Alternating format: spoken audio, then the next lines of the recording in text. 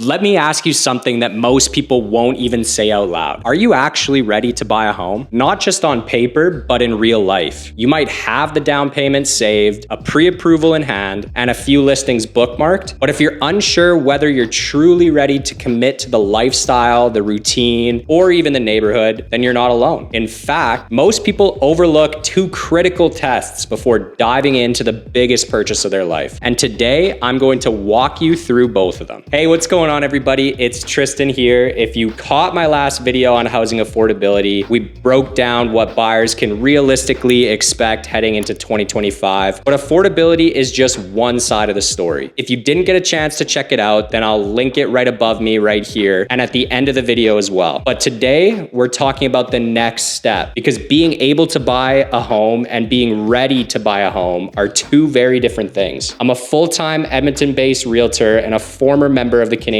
Armed Forces, and my goal is simple: to help you navigate the real estate market with confidence and clarity. Whether you're a first-time buyer, a move-up buyer, or just starting to explore the idea, this video will help you get clear on two of the most overlooked but essential factors: your mindset and what financial readiness actually looks like. Let's start with the side of home buying that gets the least attention, but often causes the most regret when it's overlooked. I'm talking about your mindset and lifestyle readiness. I've moved over to this nice, comfy little chair here, so let's chat about it. To be totally honest, this is where I see buyers, especially the first timers, get blindsided, because most people think, I've got the down payment, I'm pre-approved, and I'm ready. But being financially ready and mentally ready are two very different things. So when you buy a home, you're not just buying a piece of property, you're committing to a lifestyle, a location, a routine, and in a lot of ways, an identity shift. And so I want you to pause for a moment and ask yourself some bigger questions, because buying a home shouldn't be something you do just because you can. It should be something you do because it aligns with your lifestyle. Here's something I like to talk about with my clients, and I encourage you to walk through it with me right now and be honest with yourself. There's no judgment here. This is just about clarity. The first question is simple.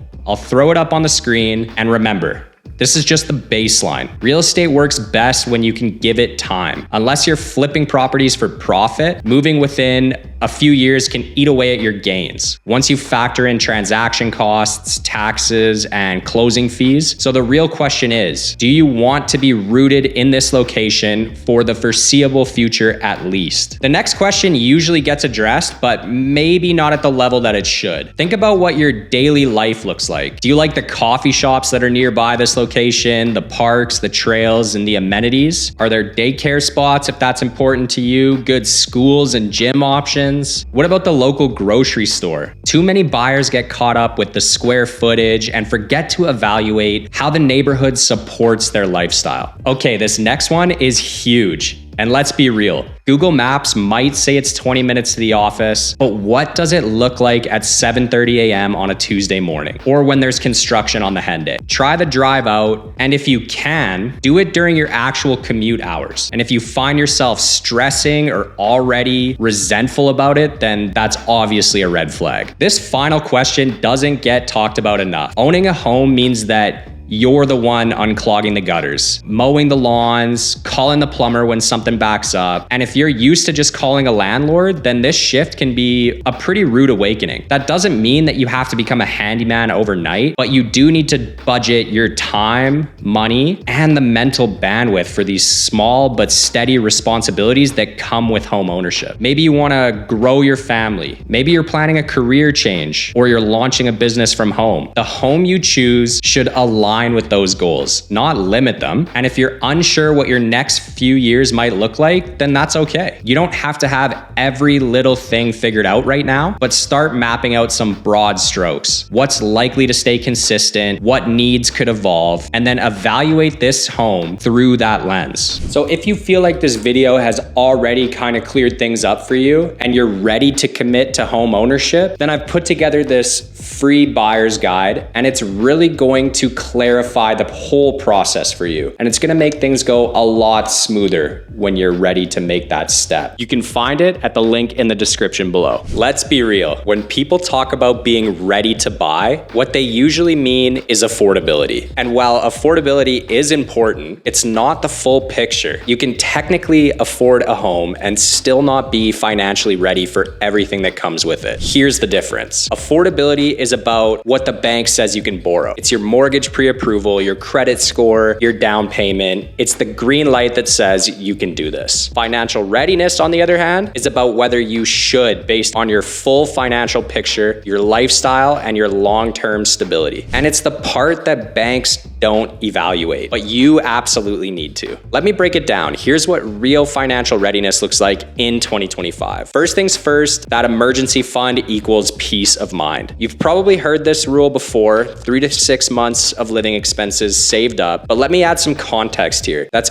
after your down payment and closing costs are covered. Why? Because unexpected costs are part of home ownership. Furnaces die, water heaters leak, you might have to cover a surprise $1,200 plumbing bill or replace a washer that suddenly gives out. I've seen buyers go all in on their home purchase only to find themselves stuck using credit cards for basic repairs 6 months later. And that's when that stress starts to creep in. So ask yourself, if something big broke in month 3, would you be okay? Even if you don't have 3 to 6 months saved yet, make a plan to build that buffer before you buy. It's not just about surviving. It's about avoiding that kind of financial tension that turns home ownership from a dream into a burden. The second is that having a strong monthly comfort zone is going to provide you some long-term stability. Affordability often looks like this. Can I cover the mortgage? But financial readiness digs deeper. Can I comfortably cover everything that comes with this home month after month and still have enough left over to enjoy my life? You need to take a look at what your full monthly costs could include and then add your lifestyle costs on top of that. Groceries, car payments, childcare, gym memberships, vet bills maybe. Your budget doesn't disappear as soon as you get the keys. This is why I always recommend running a stress test on your budget. Ask yourself, if I had a slow month at work or took unpaid leave, would this home still feel manageable? If the answer is no, then you might be stretching it a little too thin. Remember, owning a home should feel exciting, not restrictive. You want to enjoy your home, not feel trapped by it. And lastly, is that if you want true lifestyle flexibility, then you need to future-proof your finances. And this one is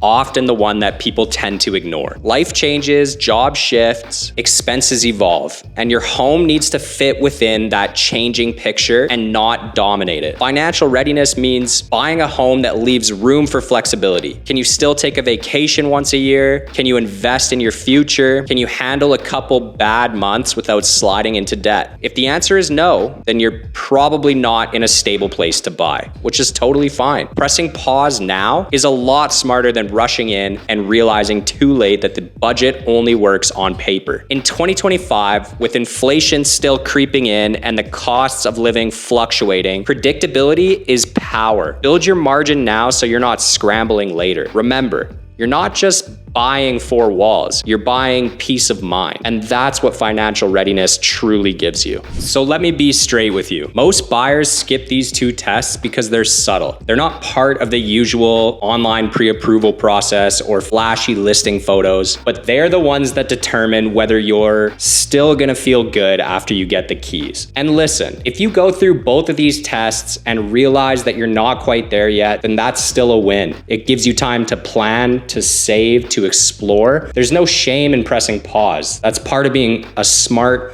and confident buyer. Thank you for watching. If you want that home buyer's guide, it's in the description below. And if you're curious about what homes in your ideal areas might cost or what's realistic for your budget, then feel free to reach out. I'm always happy to give you the inside scoop without any pressure. And if this video helped, then check out one of my earlier videos about some of the costly mistakes that you need to avoid, especially if you're a first-time home buyer. Thank you for watching. Please subscribe.